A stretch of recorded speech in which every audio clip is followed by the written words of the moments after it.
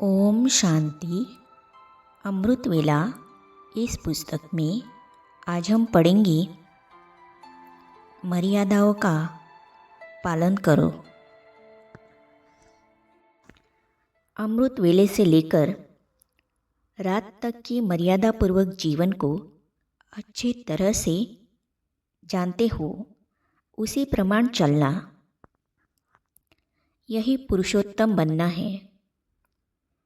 जब नाम ही है पुरुषोत्तम अर्थात सर्वसाधारण पुरुषों से उत्तम, तो चेक करो कि हम श्रेष्ठ आत्माओं की पहली मुख्य बात स्मृति उत्तम है तो वृत्ति और दृष्टि स्थिति स्वतः ही श्रेष्ठ है। स्मृति की मर्यादा को जानते हो। मैं भी श्रेष्ठ आत्मा और सर्व भी एक बाप की श्रेष्ठ आत्माएं हैं। वैरायटी आत्माएं वैरायटी पार्ट बजाने वाली है। यह पहला पार्ट नेचुरल रूप में स्मृति स्वरूप में रहे। देह को देखते भी आत्मा को देखे। यह समर्थ स्मृति हर सेकंड स्वरूप में आए, स्मृति स्वरूप हो जाए। सिर्फ सिमरन न हो कि मैं भी आत्मा, यह भी आत्मा, लेकिन मैं हूँ ही आत्मा, यह भी है ही आत्मा। इस पहली स्मृति की मर्यादा स्वयं को सदा निर्विघ्न बनाती और औरों को भी इस श्रेष्ठ स्मृति के समर्थपन के वाइब्रेशन फैलाने के निमित्त बन जाते हैं। इससे और भी निर्विघ्न बन जाते हैं। बाप दादा आज अमृत वेले चारों ओर के बच्चों की प्योरिटी की पर्सनैलिटी चेक कर रहे थे। प्योरिटी की परिभाषा को भी अच्छी तरह से जानते हो। प्योरिटी सिर्फ ब्रह्मचर्य व्रत नहीं।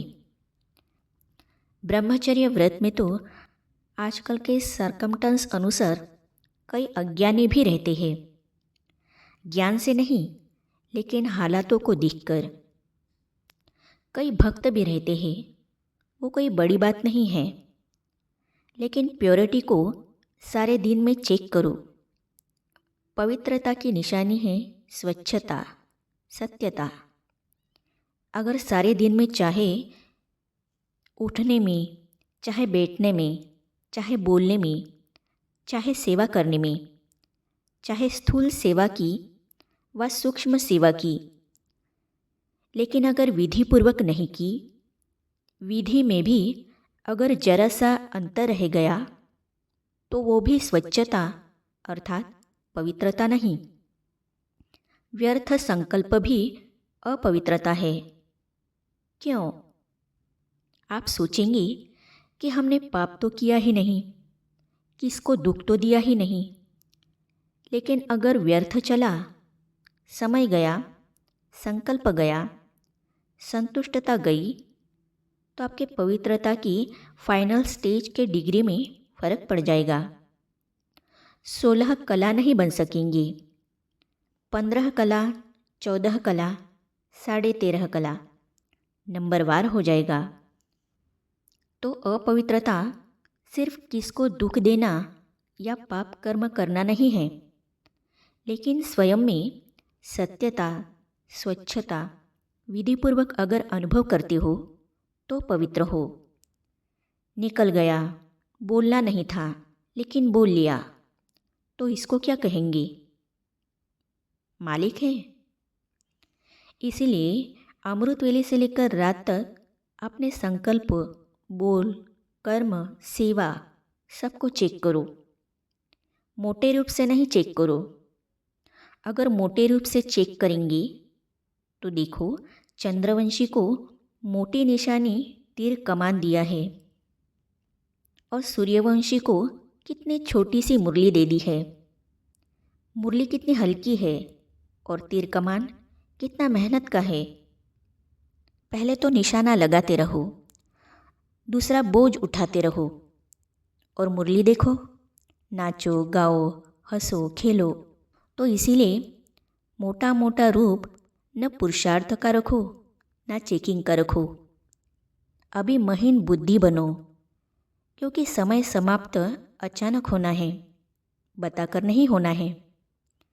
बाप दादा ने तो पहले ही कह दिया है कि कोई उल्हाना नहीं देना। बाबा, आपने बताया क्यों नहीं? बाप कभी भी टाइम कॉन्सेंस नहीं बनाएगा। आज्ञाकारी रहने का दृढ़ संकल्प करो। ब्रह्मा बाप के हर कदम पर कदम रखना, इसको कहा जाता है फॉलो फादर।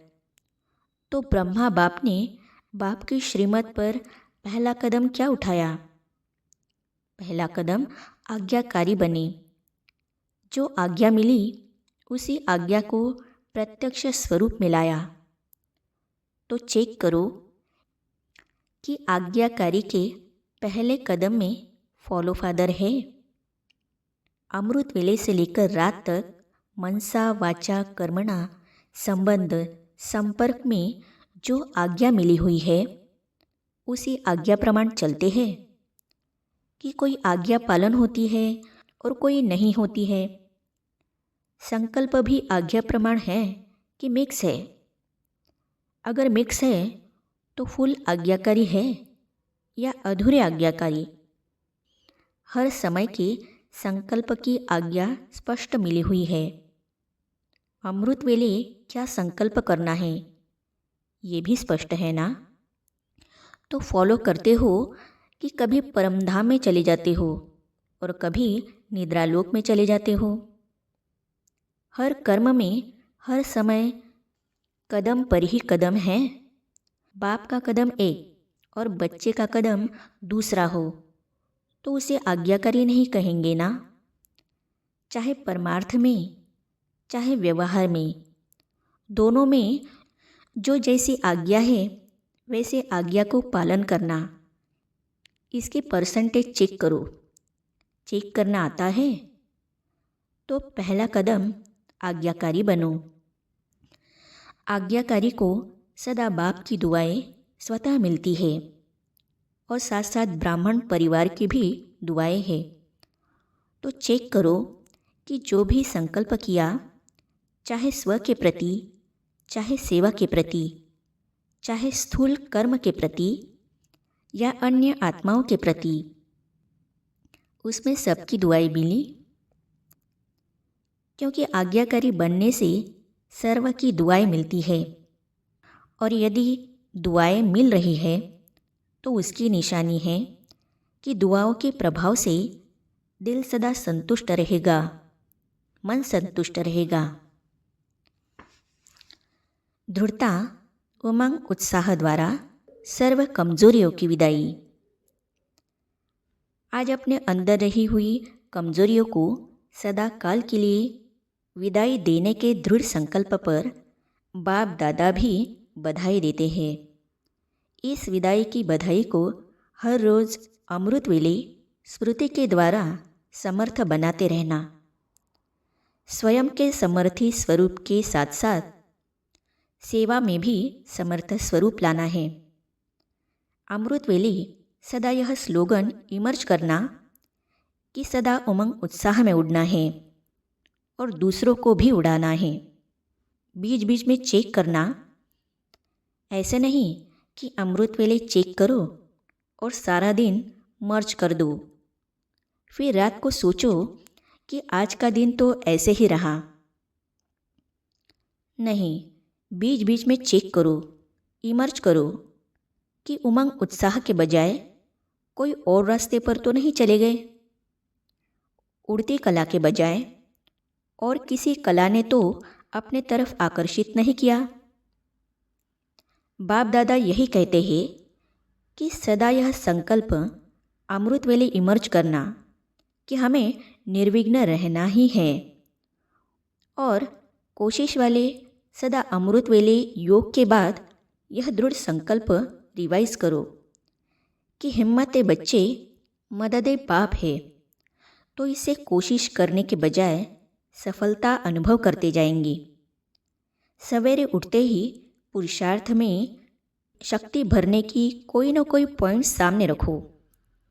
अमृतवेले जैसे रूह रिहान करते हो, वैसे ही अपने पुरुषार्थ को शक्तिशाली बनाने के लिए भी कोई ना कोई पॉइंट्स विशेष रूप से बुद्धि में याद रखो। अमृतवेले रूह रिहान तो करते हैं, तो बाप दादा को बहुत अच्छी अच्छी बातें सुनाते हैं। अपनी बातें जानते हो ना, तो अब दृढ़ता को अपनाओ। उल्टी बातों में दृढ़ता नहीं रखना। क्रोध करना ही है, मुझे दृढ़ निश्चय है, ऐसे नहीं करना। अपने को स्वराज्य अधिकारी बनाओ। इसे हम पढ़ेंगे अगली कड़ी में। ओम शांति।